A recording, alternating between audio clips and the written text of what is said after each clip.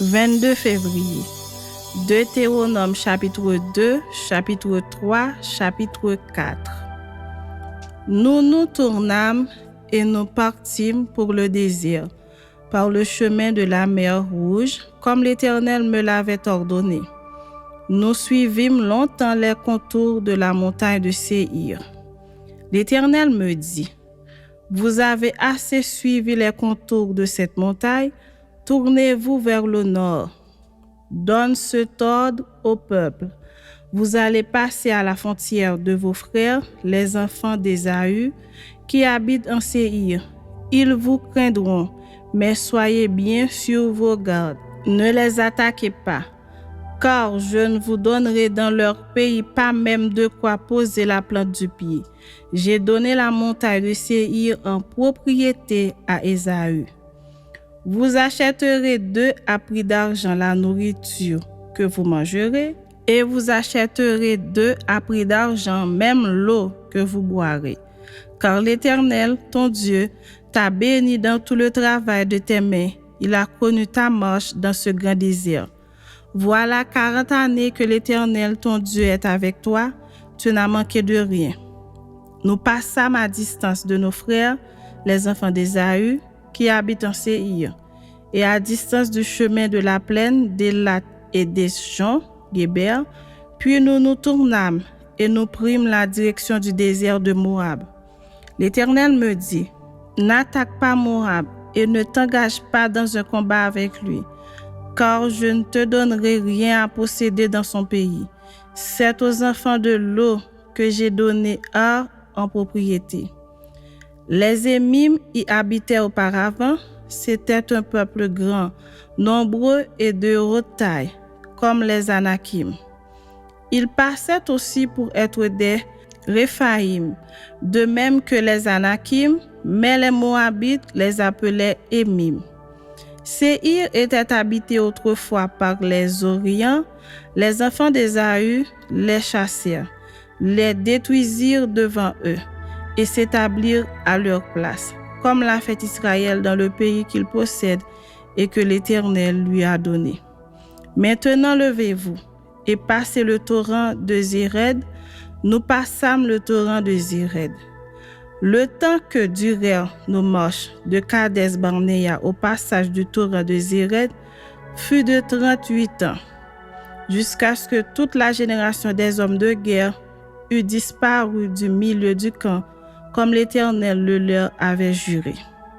La main de l'Éternel fut aussi sur eux pour les détruire du milieu du camp, jusqu'à ce qu'ils eussent disparu. Lorsque tous les hommes de guerre eurent disparu par la mort du milieu du peuple, l'Éternel me parla et dit, « Tu passeras aujourd'hui la frontière de Moab à Ar, et tu approcheras des enfants d'Ammon. Ne les attaque pas et ne t'engage pas dans un combat avec eux, car je ne te donnerai rien à posséder dans le pays des enfants d'Ammon. C'est aux enfants de Lot que je l'ai donné en propriété. » Ce pays passait aussi pour un pays de Réphaïm. Des Réphaïm y habitaient auparavant, et les Ammonites les appelaient Zazumim.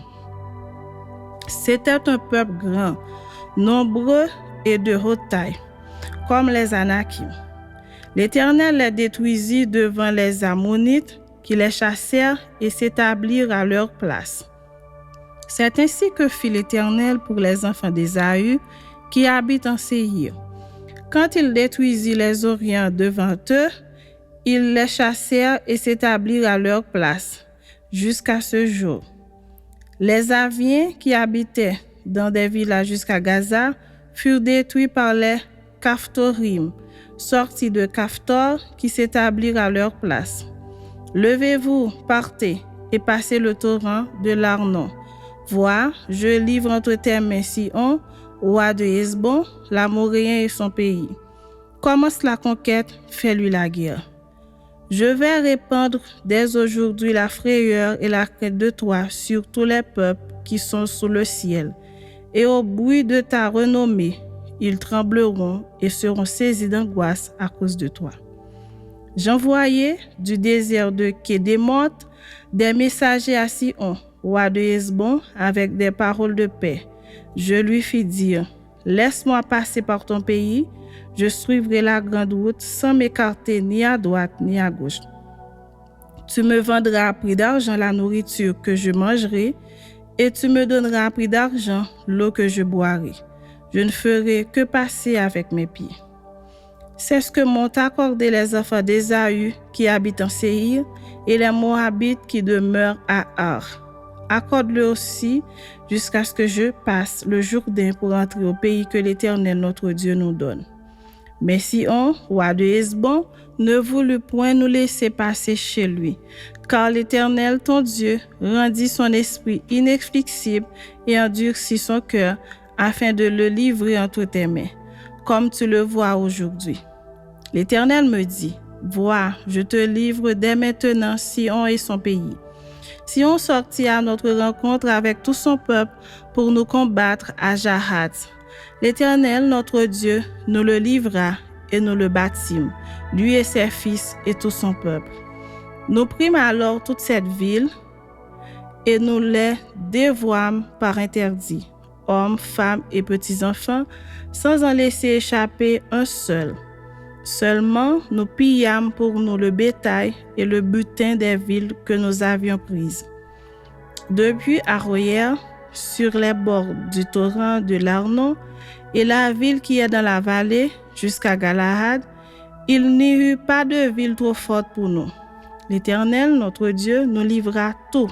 Mais tu n'approchas point du pays des enfants d'Ammon, de tous les bords du torrent de Jabok, des villes de la montagne, de tous les lieux que l'Éternel, notre Dieu, t'avait défendu d'attaquer.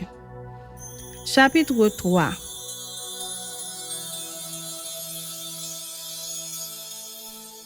Nous nous tournâmes et nous montâmes par le chemin de Bazan. Og, roi de Bazan, sortit à notre rencontre avec tout son peuple pour nous combattre à Édrei. L'Éternel me dit, « Ne le crains point, car je le livre entre tes mains, lui et tout son peuple et son pays. Tu le traiteras comme tu as traité Sihon, roi des Amoréens, qui habitait à Hesbon. » Et l'Éternel, notre Dieu, livra encore entre nos mains Og, roi de Bazan, avec tout son peuple. Nous le battîmes sans laisser échapper aucun de ses gens. Nous prîmes alors toutes ces villes, et il n'y en a eu pas une qui ne tomba en notre pouvoir. 60 villes, toute la contrée d'Argob, le royaume d'Og en Bazan. Toutes ces villes étaient fortifiées, avec de hautes murailles, des portes et des barres. Il y avait aussi des villes sans murailles, en très grand nombre. Nous les dévouâmes par interdit, comme nous l'avions fait à Sihon, roi de Hesbon. Nous dévouâmes toutes les villes par interdit, hommes, femmes et petits-enfants. Mais nous pillâmes pour nous tout le bétail et le butin des villes. C'est ainsi que, dans ce temps-là, nous conquîmes sur les 2 rois des Amoréens le pays de l'autre côté du Jourdain, depuis le torrent de l'Arnon jusqu'à la montagne de l'Hermon. Les Sidoniens donnent à l'Hermon le nom de Sirion et les Amoréens celui de Sénir. Toutes les villes de la plaine, tout Galahad et tout Bazan jusqu'à Salca et Édrei, villes du royaume d'Og en Bazan. Og, roi de Bazan, était resté seul de la race des Réphaïm. Voici son lit, un lit de fer. N'est-il pas à Rabat, ville des enfants d'Ammon? Sa longueur est de 9 coudées et sa largeur de 4 coudées en coudées d'homme. Nous prîmes alors possession de ce pays. Je donnai aux Rubénites et aux Gadites le territoire à partir d'Aroër sur le torrent de l'Arnon et la moitié de la montagne de Galahad avec ses villes. Je donnai à la moitié de la tribu de Manassé le reste de Galahad et tout le royaume d'Og en Bazan. Toute la contrée d'Argob avec tout Bazan, c'est ce qu'on appelait le pays des Réphaïm. Jaïr, fils de Manassé, prit toute la contrée d'Argob jusqu'à la frontière des Guéchuriens et des Maacassiens. Il donna son nom au bourg de Bazan, appelé encore aujourd'hui bourg de Jaïr. Je donnai Galaad à Makir, aux Rubénites et aux Gadites. Je donnai une partie de Galaad jusqu'au torrent de l'Arnon, dont le milieu sert de limite jusqu'au torrent de Jabok, frontière des enfants d'Ammon. Je leur donnai encore la plaine, limitée par le Jourdain, depuis Kinéret jusqu'à la mer de la plaine, la mer Salée, au pied du Pisga, vers l'Orient. En ce temps-là, je vous donnai cet ordre. L'Éternel, votre Dieu, vous livre ce pays pour que vous le possédiez. Vous tous, soldats, vous marcherez en armes devant les enfants d'Israël. Vos femmes seulement, vos petits-enfants et vos troupeaux, je sais que vous avez de nombreux troupeaux, resteront dans les villes que je vous ai données. Jusqu'à ce que l'Éternel ait accordé du repos à vos frères comme à vous, et qu'ils possèdent eux aussi le pays que l'Éternel, votre Dieu, leur donne de l'autre côté du Jourdain. Et vous retournerez chacun dans l'héritage que je vous ai donné. En ce temps-là, je donnai des ordres à Josué et je dis, « Tes yeux ont vu tout ce que l'Éternel, votre Dieu, a fait à ces deux rois, ainsi fera l'Éternel à tous les royaumes contre lesquels tu vas marcher. Ne les craignez point, car l'Éternel, votre Dieu, combattra lui-même pour vous. » En ce temps-là, j'implorai la miséricorde de l'Éternel en disant, « Seigneur éternel, tu as commencé à montrer à ton serviteur ta grandeur et ta main puissante. Car quel Dieu y a-t-il au ciel et sur la terre qui puisse imiter tes œuvres et tes refaits? Laisse-moi passer, je te prie. Laisse-moi voir ce bon pays de l'autre côté du Jourdain, ces belles montagnes et le Liban. Mais l'Éternel s'irrite contre moi à cause de vous, et il ne m'écouta point. L'Éternel me dit, « C'est assez, ne me parle plus de cette affaire. Monte au sommet du Pisga, porte tes regards à l'Occident, au nord, au midi et à l'Orient, et contemple de tes yeux, car tu ne passeras pas ce Jourdain. Donne des ordres à Josué, fortifie-le et affermis-le, car c'est lui qui marchera devant ce peuple et qui le mettra en possession du pays que tu verras. » Nous demeurâmes dans la ville vis-à-vis de Beth-Péor. Chapitre 4.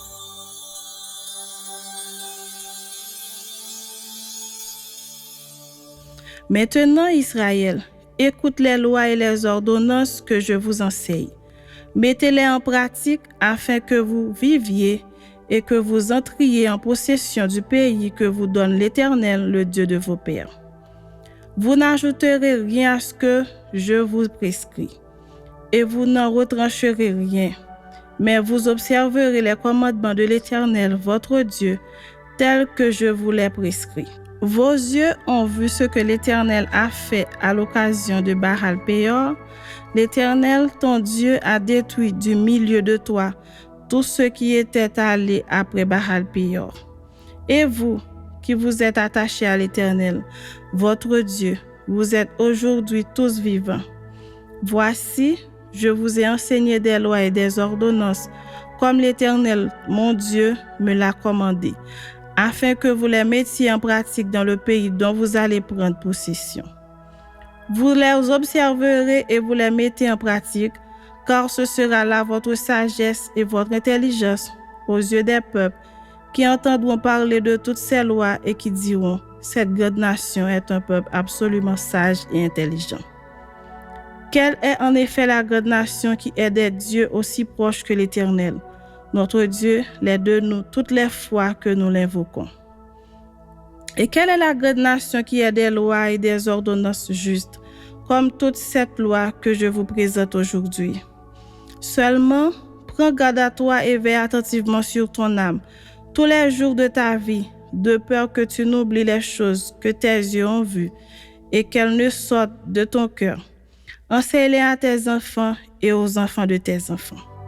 Souviens-toi du jour où tu te présentas devant l'Éternel, ton Dieu, à Horeb, lorsque l'Éternel me dit, « Assemble auprès de moi le peuple. Je veux leur faire entendre mes paroles, afin qu'ils apprennent à me craindre tout le temps qu'ils vivront sur la terre, et afin qu'ils les enseignent à leurs enfants. » Vous vous approchâtes et vous vous tîntes au pied de la montagne. La montagne était embrasée et les flammes s'élevaient jusqu'au milieu du ciel. Il y avait des ténèbres, des nuées, de l'obscurité. Et l'Éternel vous parla du milieu du feu. Vous entendîtes le son des paroles, mais vous ne vîtes point de figure. Vous n'entendîtes qu'une voix. Il publia son alliance qu'il vous ordonna d'observer les 10 commandements et il les écrivit sur 2 tables de pierre. En ce temps-là, l'Éternel me commanda de vous enseigner des lois et des ordonnances afin que vous les mettiez en pratique dans le pays dont vous allez prendre possession. Puisque vous n'avez vu aucune figure, le jour où l'Éternel vous parla du milieu du feu à Horeb, veillez attentivement sur vos âmes, de peur que vous ne vous corrompiez et que vous ne vous fassiez une image taillée, une représentation de quelque idole, la figure d'un homme ou d'une femme, la figure d'un animal qui soit sur la terre, la figure d'un oiseau qui vole dans les cieux, la figure d'une bête qui rampe sur le sol, la figure de poissons qui vivent dans les eaux au-dessous de la terre. Veille sur ton âme, de peur que, levant tes yeux vers le ciel et voyant le soleil, la lune et les étoiles, toute l'armée des cieux, tu ne sois entraîné à te prosterner en leur présence et à leur rendre un culte. Ce sont des choses que l'Éternel, ton Dieu, a données en partage à tous les peuples sous le ciel tout entier. Mais vous, l'Éternel vous a pris et vous a fait sortir de la fournaise de fer de l'Égypte, afin que vous fussiez un peuple qui lui appartient en propre, comme vous l'êtes aujourd'hui. Et l'Éternel s'irrita contre moi à cause de vous. Et il jura que je ne passerai point le Jourdain et que je n'entrerai point dans le bon pays que l'Éternel ton Dieu te donne en héritage. Je mourrai donc en ce pays-ci. Je ne passerai point le Jourdain, mais vous le passerez et vous posséderez ce bon pays. Veillez sur vous afin de ne point mettre en oubli l'alliance que l'Éternel, votre Dieu, a traitée avec vous et de ne point vous faire d'image taillée, de représentation quelconque que l'Éternel, ton Dieu, t'ait défendu. Car l'Éternel, ton Dieu, est un feu dévorant, un Dieu jaloux. Lorsque tu auras des enfants et des enfants de tes enfants, et que vous serez depuis longtemps dans le pays, si vous vous corrompez, si vous faites des images taillées, des représentations de quoi que ce soit, si vous faites ce qui est mal aux yeux de l'Éternel, votre Dieu, pour l'irriter, j'en prends aujourd'hui à témoin contre vous le ciel et la terre, vous disparaîtrez par une mort rapide du pays dont vous allez prendre possession au-delà du Jourdain, vous n'y prolongerez pas vos jours, car vous serez entièrement détruits. L'Éternel vous dispersera parmi les peuples, et vous ne resterez qu'un petit nombre au milieu des nations où l'Éternel vous emmènera. Et là, vous servirez des dieux, ouvrages de main d'hommes, du bois et de la pierre, qui ne peuvent ni voir, ni entendre, ni manger, ni sentir. C'est de là aussi que tu chercheras l'Éternel, ton Dieu, et que tu ne le trouveras si tu le cherches de tout ton cœur et de toute ton âme. Au sein de ta détresse, toutes ces choses t'arriveront. Alors, dans la suite des temps, tu retourneras à l'Éternel, ton Dieu, et tu écouteras sa voix, car l'Éternel, ton Dieu, est un Dieu de miséricorde, qui ne t'abandonnera point et ne te détruira point. Il n'oubliera pas l'alliance de tes pères qu'il leur a juré. Interroge les temps anciens qui t'ont précédé, depuis le jour où Dieu créa l'homme sur la terre et d'une extrémité du ciel à l'autre, y eut-il jamais si grand événement, et a-t-on jamais ouï chose semblable? Fut-il jamais un peuple qui entendit la voix de Dieu parlant au milieu du feu, comme tu l'as entendu, et qui soit demeuré vivant? Fut-il jamais un Dieu qui essaya de venir prendre à lui une nation du milieu d'une nation par des épreuves, des signes, des miracles et des combats, à main forte et à bras étendus, et avec des prodiges de terreur, comme l'a fait pour vous l'Éternel, votre Dieu en Égypte et sous vos yeux? Tu as été rendu témoin de ces choses, afin que tu reconnusses que l'Éternel est Dieu et qu'il n'y en a point d'autre. Du ciel, il t'a fait entendre sa voix pour t'instruire, et sur la terre, il t'a fait voir son grand feu, et tu as entendu ses paroles du milieu du feu.